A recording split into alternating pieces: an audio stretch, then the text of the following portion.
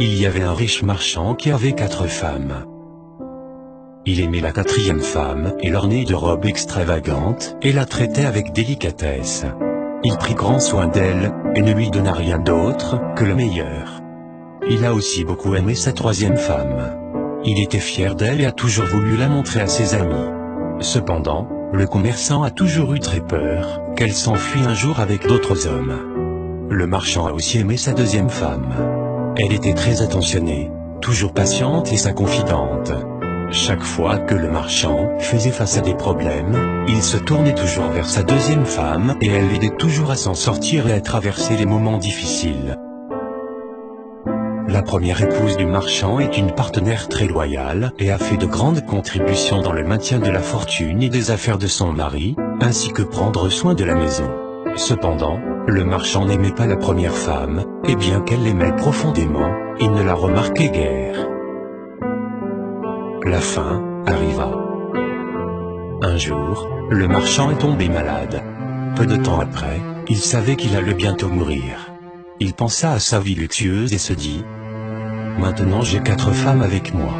Mais quand je mourrai, je serai seul. Je serai vraiment seul. » Ainsi, il a demandé à la 4e femme : « Je t'ai le plus aimé, je t'ai offert les meilleurs vêtements et j'ai pris grand soin de toi. Maintenant que je suis en train de mourir, est-ce que tu me suivras et me tiendras compagnie ?» Ta question, répliqua la 4e femme, et elle s'éloigna sans un mot de plus. La réponse était comme un couteau aiguisé dans le cœur du marchand.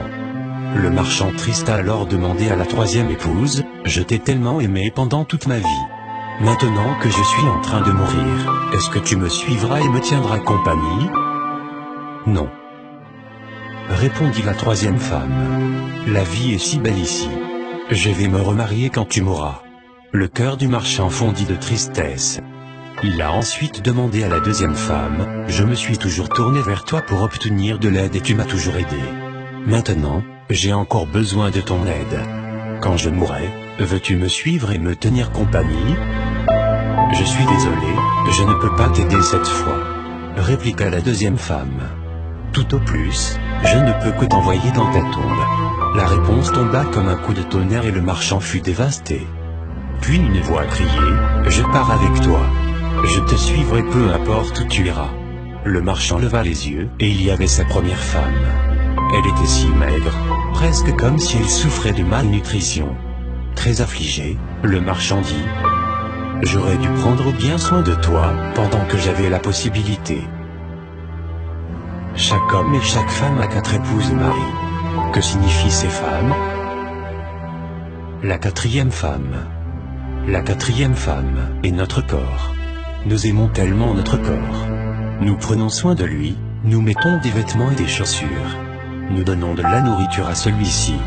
Nous en prenons soin comme la 4e épouse de cette histoire.